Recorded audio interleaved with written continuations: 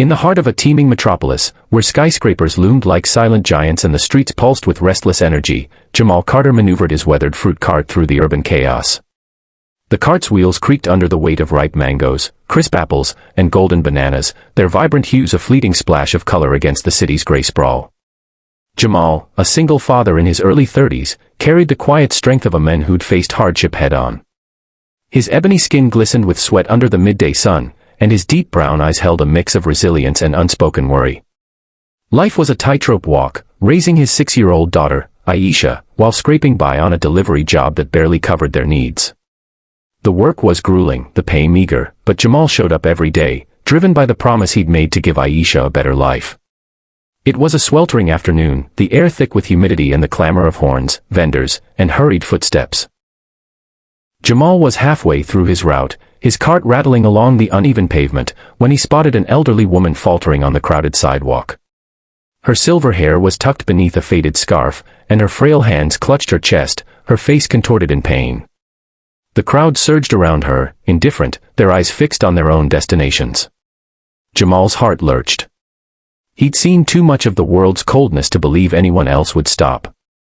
Time seemed to slow as he watched her sway, her knees beginning to buckle. Without hesitation, Jamal abandoned his cart, his lifeline, his only means of income, and sprinted to her side. "Ma'am, you all right?" he asked, his voice steady but laced with urgency. Her eyes, clouded with pain and fear, met his. She gasped, unable to form words, her breath shallow and ragged. As she collapsed, Jamal caught her, his strong arms cradling her slight frame. The hospital was 6 blocks away, a distance that felt like miles in the city's gridlocked streets. An ambulance would never make it in time. Glancing at his cart, he knew it would likely be stolen or towed, but the woman's life hung in the balance. There was no choice. He gently laid her in the cart, shoving aside crates of fruit to make space. Her frail body trembled, her hands cold to the touch. "Hold on, ma'am, I got you," he said, his voice a lifeline in her haze of pain. With every muscle straining, Jamal pushed the cart through the crowded streets, his legs pumping as he dodged bicycles, swerved around pedestrians, and ignored the curses of drivers stuck in traffic. Sweat streamed down his face, stinging his eyes, but he didn't stop. The woman's faint gasp spurred him on, each one a reminder of what was at stake. His lungs burned, his arms ached, but he ran faster, the hospital's white facade finally coming into view. Bursting through the emergency room doors, Jamal shouted for help. Nurses rushed forward, their faces a blur as they whisked the woman away on a stretcher. Jamal collapsed onto a bench outside, his chest heaving, his shirt soaked through. His hands trembled as the adrenaline faded, replaced by a sinking realization. His cart was gone when he returned to the street, likely stolen, its contents scattered or sold. Without it, he couldn't work. Without work, he couldn't pay the rent on their tiny, one-bedroom apartment, where the walls were cracked and the pipes groaned. Eviction loomed like a storm cloud, threatening to uproot the fragile life he'd built for Aisha. That night, as he tucked Aisha into bed, her wide, curious eyes searched his face. "Why you look sad, Daddy?" she asked, her voice small but piercing. Jamal forced a smile, brushing a braid from her forehead. "Just tired, baby girl. Everything's gonna be all right." But the words felt like a lie. He'd skipped dinner, giving her the last of the bread and a sliced apple, his stomach growling as he watched her eat. Lying awake on the sagging couch, staring at the water-stained ceiling, he replayed the day's events. He didn't regret saving the woman, but the cost felt crushing. The landlord had already left a warning notice taped to the door, and the weight of it all pressed down on him. Days dragged on, each one heavier than the last. Jamal scoured the city for odd jobs, washing dishes, hauling boxes, anything to keep them afloat, but the money wasn't enough. The landlord's knocks grew more insistent, and Aisha's questions about why they couldn't buy her favorite cereal cut deeper than any eviction notice. Jamal felt the walls closing in, his hope fraying like the worn soles of his shoes. Then, on a gray morning, a letter arrived, hand-delivered to their door. The envelope was pristine, embossed with a sleek logo that looked out of place in their dingy hallway. Inside was a note, written in elegant cursive, "Please come to the address below tomorrow at 10 a.m., E. Hawthorne." Jamal's brow furrowed. He didn't know anyone named Hawthorne, but curiosity, and desperation, pushed him to go. The address led him to a towering glass office building, its polished facade reflecting the city's chaos. A receptionist with a crisp smile guided him to a conference room on the top floor, where floor-to-ceiling windows offered a dizzying view of the skyline. A woman sat at the head of a long table, her silver hair now neatly styled, her eyes sharp and clear. It was her, the woman from the street. She rose, extending a hand. "Mr. Carter, I'm Eleanor Hawthorne," she said, her voice steady but warm. "You saved my life." Jamal froze, his mind racing.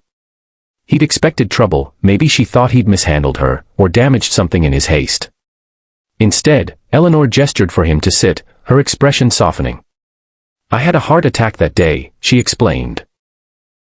"The doctors told me if you hadn't gotten me to the hospital when you did, I wouldn't have survived." She paused, studying him. "I've spent the last week tracking you down. It wasn't easy, you're just a delivery man with no cart to your name now, aren't you?" Jamal nodded, his throat tight. He didn't trust himself to speak, the weight of his sacrifices settling heavily on his shoulders. Eleanor leaned forward, her gaze unwavering. "I learned what you gave up, your cart, your job, your stability. All for a stranger. That's not something I take lightly."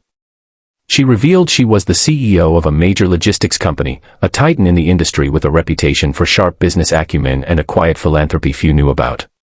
"I don't believe in debts unpaid," she said. "And I don't believe in letting good people go unrewarded." She offered him a job, not pushing a cart, but as a logistics coordinator at her company. The salary was more than Jamal had ever dreamed of earning, enough to cover rent, buy groceries, and even save for Aisha's future. It came with health benefits, a signing bonus to clear his debts, and training to help him grow into the role. "You've got heart, Mr. Carter," Eleanor said, her voice firm. "And you've got grit. Those are worth more than any degree or resume." Jamal's hands shook as he processed her words.